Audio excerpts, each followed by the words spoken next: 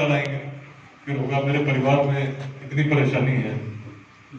जब आप कोई लक्ष्य तय करोगे तो लक्ष्य तो बड़ा अच्छा लगेगा, मन करेगा करें, लेकिन बहुत सारी चीजें जब सामने आएंगी, उस प्रकार के लोग काम शुरू करते नहीं। ऐसे नीचे लोग लक्ष्य तय किया लेकिन काम शुरू नहीं किया, बहुत सारी चीजें उनको लगी, जब डर लगा छोड़ दिया।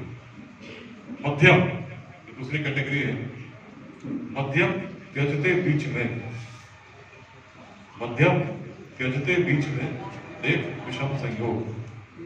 चले, शुरू किए, परिश्रम भी किए, कुछ समय तक किए, लेकिन जो लक्ष्य है मार्ग तो उतना आसान होगा नहीं कि कोई बिल्कुल प्रस्तुत करके आपको उपहार स्वरूप आपका लक्ष्य दे दे। परिश्रम तो करना पड़ेगा, एक परिश्रम जब करेंगे, कोई भी लक्ष्य जब आसान नहीं है, वो अपनी परीक्षा तो लेगा ही आपकी, समय समय पर लेगा। बहुत मेहनत करेंगे, एकाएक कुछ ऐसा झटका लगेगा हुआ ही नहीं। तो जो मध्यम कैटेगरी के लोग होते हैं कुछ समय तक चलते हैं, लेकिन जब लगता है कि बहुत कठिन है, छोड़ देते हैं। वैसे लोग भी अपने लक्ष्य को प्राप्त नहीं कर पाते। अब कौन से लोग लक्ष्य को प्राप्त करते हैं? बिल्कुल जो प्रतिभा बोल रही थी,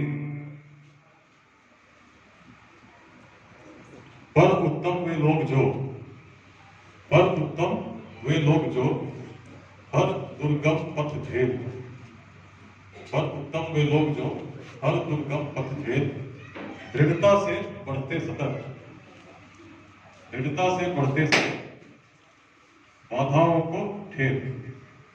जैसे प्रतिभा के लोग कहानी सुन रहे थे, किस प्रकार एक्सीडेंट हुआ, उस समय मन में कितने स्वप्न होंगे, क्या क्या नहीं सोच रही होंगी। एकाएक एक बड़ी दुर्घटना घटी जिसमें स्पाइनल कॉर्ड में इंजरी हो गई, चलने फिरने में भी समस्या हो गई। तो मन में जब इतने स्वप्न लेकर चले, अचानक ऐसी परिस्थिति जब आई, दो उपाय थे। एक तो था निराश हो जाते हैं और लगता है कि चलो मेरे किस्मत में यही था। सोचता है ना लोग, सोचता है कि किस्मत ऐसा था, भाग्य खराब था। लेकिन जो विश्वास दूसरी बार उठा कि अपने लक्ष्य को प्राप्त कर सकते हैं, उसमें ये विश्वास होना चाहिए कि अपने भाग्य का निर्माण करने की क्षमता भी हमारे अंदर स्वयं। याचना नहीं करना है, सोचना नहीं है, परिश्रम करेंगे, सोचेंगे, सकारात्मक रहेंगे। तो दूसरी बात बोली उन्होंने, पॉजिटिविटी। मन बड़ा पॉजिटिव था, विचार बड़े सकारात्मक थे, पॉजिटिव थे। उसके बाद अपने आप हिम्मत आती है। और जब मन बहुत अधिक हो अपने लक्ष्य को प्राप्त करने के लिए, तो माध्यम स्वतः मिल जाते हैं, मार्ग स्वतः प्रकट हो जाते हैं। उदाहरण देखिए, उस समय जब ऐसा मन था, निश्चित कोई व्यक्ति पूरा निराश हो जाता, जीवन में आगे कुछ शायद ऐसा करते जैसे कि यात्रा चली नहीं चलता। लेकिन उतने दुष्कर परिस्थितियों में भी हिम्मत नहीं हारी, पढ़ने का जो संकल्प था मन में बना रहा। मुझे बहुत प्रसन्नता हुई कि जर्नलिज्म में अब एक प्रकार से काफी आगे बढ़ चुकी हैं, और मैं अपनी तरफ से हार्दिक शुभकामनाएं निश्चित देना चाहता हूं। आप सबको कहना चाहता हूं कि कभी भी अपने आप को कम मत आंकिएगा। कई बार हम लोग सोचते हैं कि हम बहुत दूर हैं, बकरी बहुत दूर है, संसाधन नहीं है। लेकिन जब इतिहास को हम पढ़ेंगे, जो बड़े बड़े महापुरुष हुए, जिन्होंने इतिहास को ही परिवर्तित कर दिया, वो भी किसी ऐसे क्षेत्र से आते थे सच में बहुत दूर, लेकिन उनकी प्रेरणा ऐसी जगी उनके मन में, ऐसे इस प्रकार से वो स्थापित हुए अपने युग में, अपने काल में, कि युग युगांतर तक लोग उनका स्मरण करते हैं। जैसे अक्सर मैं उदाहरण देता हूँ आदि शंकराचार्य का। कलड़ी एक छोटा सा गांव है, आज भी वैसा ही छोटा सा गांव है केरल के पूर्णा नदी के तट में। आज भी कोई कारण नहीं है कोई कलड़ी जाना चाहेंगे, लेकिन उस व्यक्ति के मन में, उस छात्र के मन में, उस विद्यार्थी के मन में जब प्रेरणा जगती है, ऐसी प्रेरणा जगती है, 8 वर्ष की उम्र में घर का त्याग कर देते हैं और 3 बार पूरे भारत की परिक्रमा करके जो मन में भाव थे को स्थापित करने के लिए हर संभव प्रयास करते हैं। और उनको प्रतीक रूप में आज भी जब घूमते हैं, भ्रमण करते हैं भारत में, अनेक क्षेत्रों में उनके पदचिन्ह नजर आते हैं। एक व्यक्ति केवल 32 वर्ष तक जिनकी उम्र रही, उनकी ऐसी प्रेरणा थी। बहुत सारे उदाहरण मिलते हैं किस प्रकार बिहार में एक युवक के मन में महर्षि अष्टावक्र की कहानी जब सुनिएगा, ऐसे ही थे, देखने में बहुत स्वरूप थे, नाम भी था अष्टावक्र, देखने में इतने विकार थे शरीर में, लेकिन जब मन में संकल्प जगा तो मिथिला के उस समय के सबसे बड़े विद्वान आचार्य पंडित थे, उनको जाकर शास्त्रार्थ में पराजित किए, जिसका कारण था कि अष्टावक्र के पिता थे ऋषि कहोड़, और कहोड़ जब शास्त्रार्थ करने गए तो उस समय जल समाधि की परंपरा थी, जो भी हारेंगे उनको पानी में डूबना पड़ता था, मतलब आत्महत्या करनी पड़ती थी।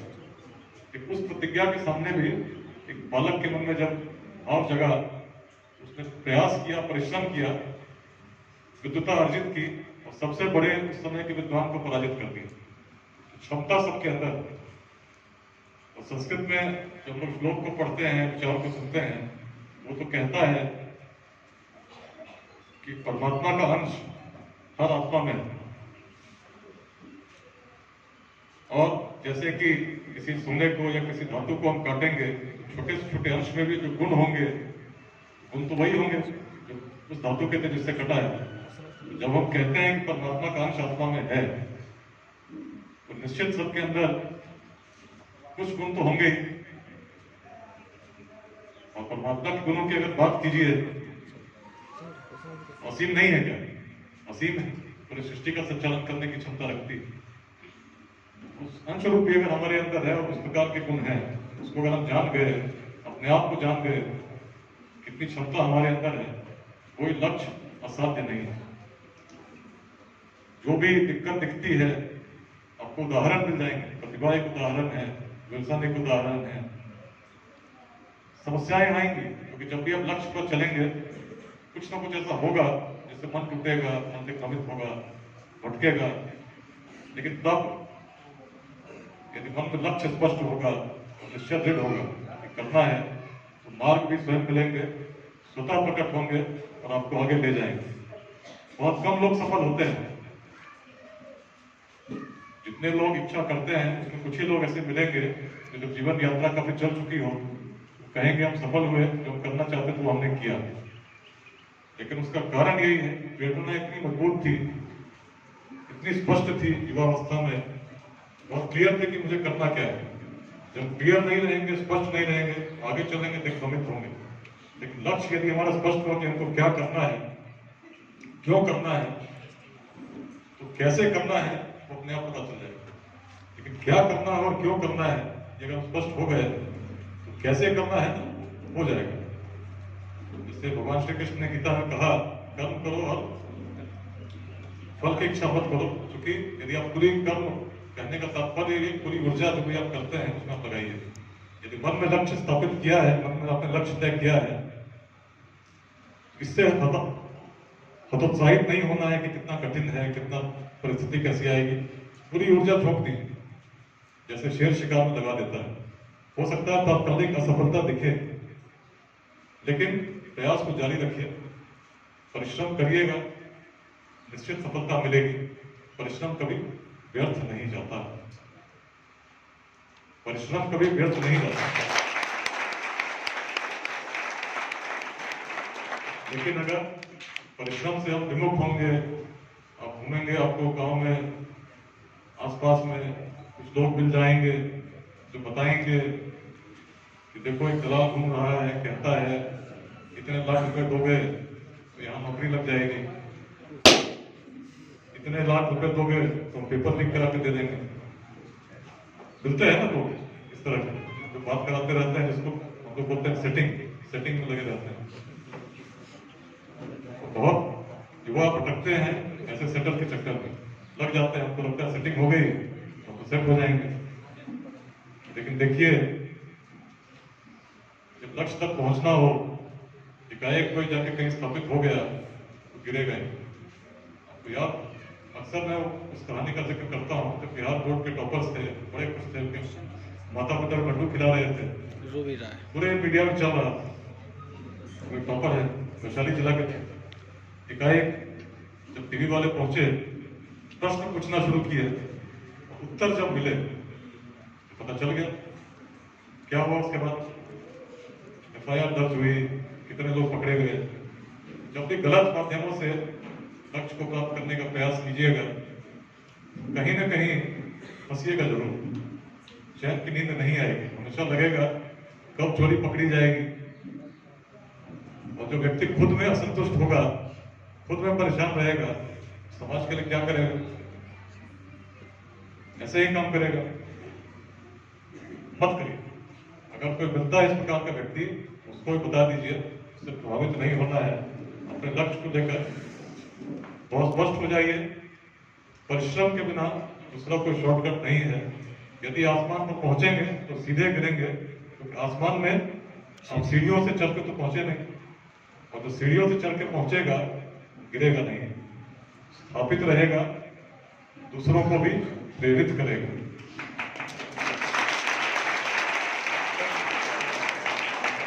अक्सर हम कुछ चीजों को लेकर निराश हो जाते हैं। बिहार को देखते हैं तो आपको इस प्रकार के सेटिंग करने वाले लोग बहुत दिखने लगते हैं।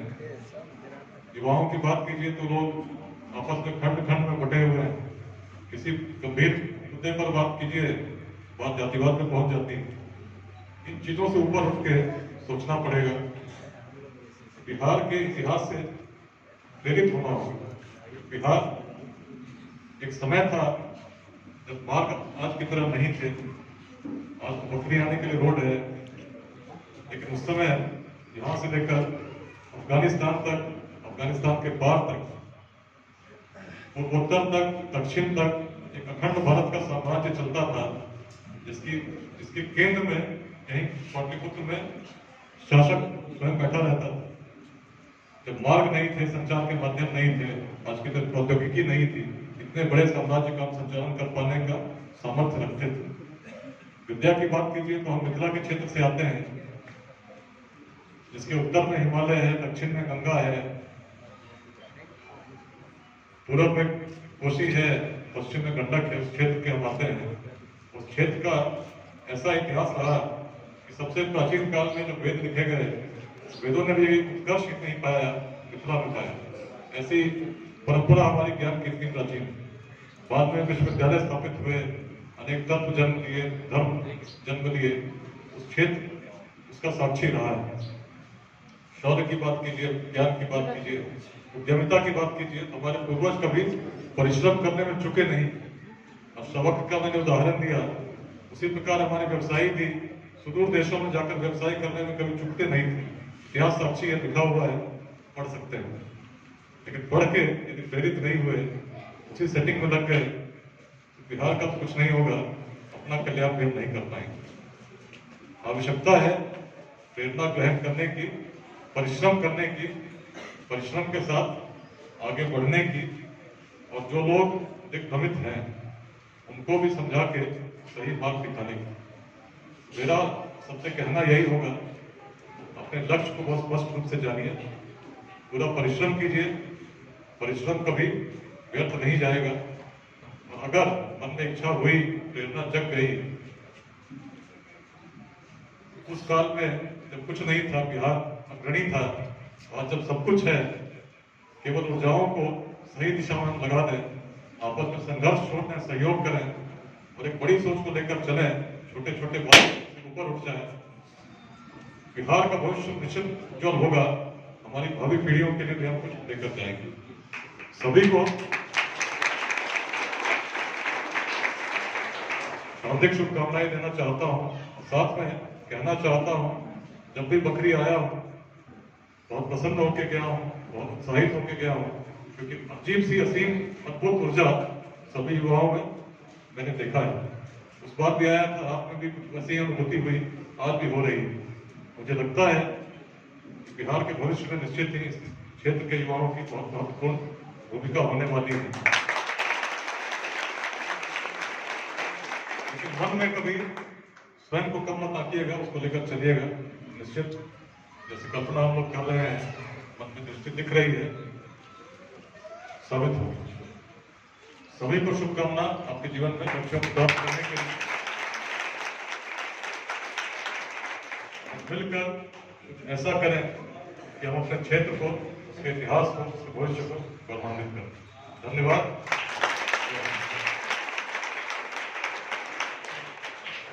धन्यवाद। तो तमाम विषयों को छूते हुए विकास विभाग जी ने जिस तरह से आप युवाओं के लिए सभी बातों को रखा और उन्होंने जिस तरह से कहा कि जीवन में याचना नहीं करना, संकल्प के साथ कर्म पथ पर आगे बढ़ने से सफलता मिलेगी। सही ही कहा, याचना करने से